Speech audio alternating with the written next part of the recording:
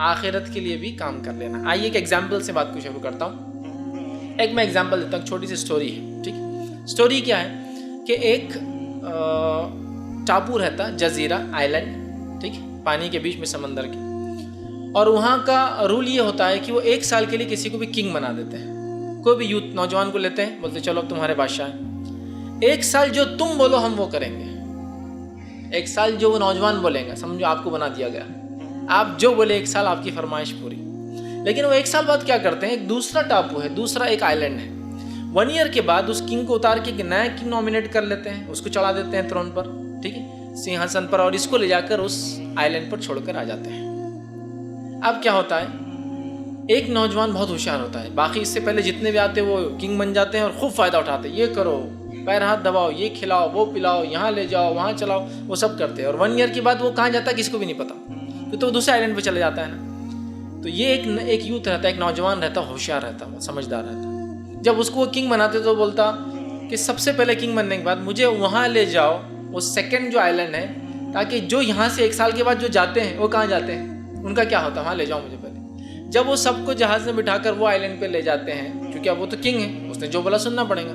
जब उस आइलैंड पर जाते हैं तो होता ही है, तो उस आइलैंड पे होता ही है कि जब वो वहाँ जाते हैं तो वो सारे लोग मरे हुए, उनके कंकाल, उनके स्केलेटन पड़े हुए होते हैं, क्योंकि वो आइलैंड जो रहता है वो गैर आबाद रहता, वहाँ कोई इंसान नहीं रहता, ठीक, कोई सिविलाइजेशन नहीं, कोई ह्यूमैनिटी नहीं। अब होता ये कि वो आइलैंड पर जब वो जाते हैं तो वो सारे लोग मरे हुए, उनके स्केलेटन्स पड़े हुए, जंगली जानवर, और पूरा आइलैंड जो कोई एक भी इंसान नहीं। तो अब ये नौजवान तो होशियार रहता, पहले तो वहाँ जाके देख लेता, फिर वो आता वापस अपने दूसरे आइलैंड पे जहाँ का किंग रहता, और वहाँ से बैठकर बोलता वो पूरे आइलैंड को साफ करके गार्डन बनाया जाए वहाँ।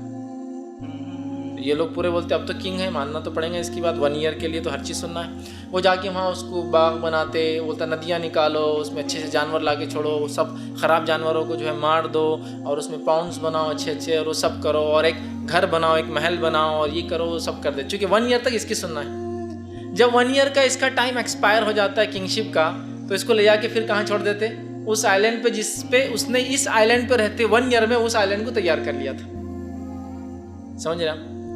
अब देखिए, इससे पहले के जो नौजवान थे वो क्या करते थे, इस आइलैंड पे रहते थे, 1 साल मौज मस्ती करते, अगले साल कहाँ चल जाते, फिर उस आइलैंड पे जहाँ उनको जानवर खा जाते। ये नौजवान बहुत होशियार था, इसको मालूम 1 ईयर ही अपने लाइफ का है, जितना फ़ायदा उठाना उठा लो, और 1 ईयर में यहाँ रहते हुए वो उस आइलैंड को तैयार कर लेता है जिस पे अल्टीमेट जाके उसको रहना है ना।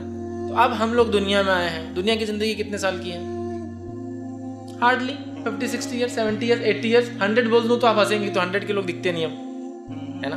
तो समझ लीजिए, आप सल्लल्लाहु अलैहि वसल्लम फरमाया क़यामत से पहले मेरी उम्मत की उम्रें 60 से 70 साल रहेंगी। एवरेज एज हमारे लोगों की, इस जनरेशन की जो गुजर रही है, ये 60 to 70 ईयर्स के बीच में रहने वाली, इससे ज़्यादा हम लोग नहीं। एवरेज एज, कुछ लोग 80 एक्सीड कर जाएंगे, तो कुछ लोग 40 में भी चले जाएंगे दुनिया से, ठीक है।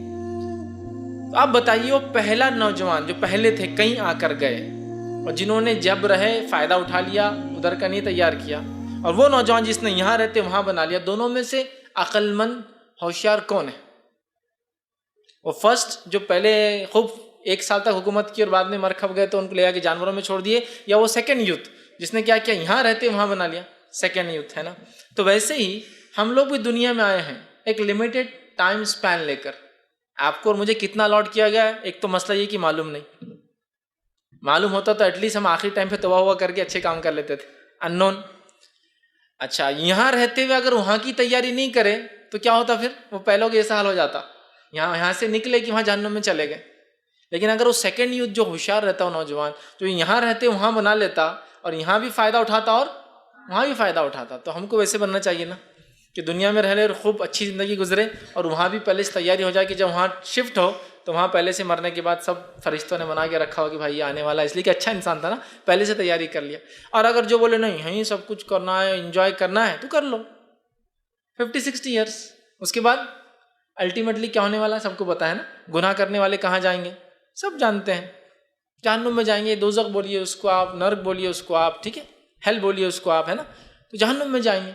अच्छे काम करने वाले कहाँ जाएंगे, जन्नत में जाएंगे, है ना। जन्नत का माना होता है बाग, बागों में जाएंगे। और जन्नत ऐसे बाग होते हैं जिसको किसी ने देखा नहीं, इसीलिए जन्नत से लफ्ज़ निकलता है जिन, उसको हम देख नहीं सकते ना, इसलिए कि छुपी हुई चीज, ऐसा बाग जो छुपा हुआ है वो एक दिन हमको बताया जाएगा, डिस्क्लोज, छुपा हुआ गिफ्ट है वो।